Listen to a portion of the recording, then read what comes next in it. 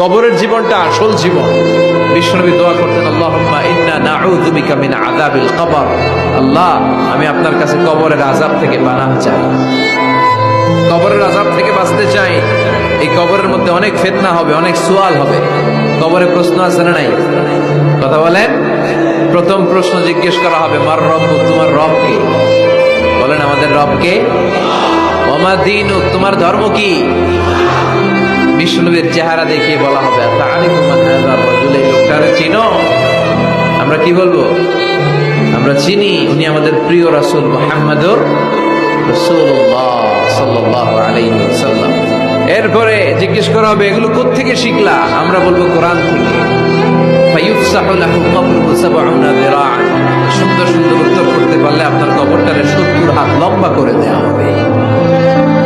ইফতাহু লাহু বাবুন ইলাল জান্নাহ, জান্নাতের দিকে একটা দরজা লাগিয়ে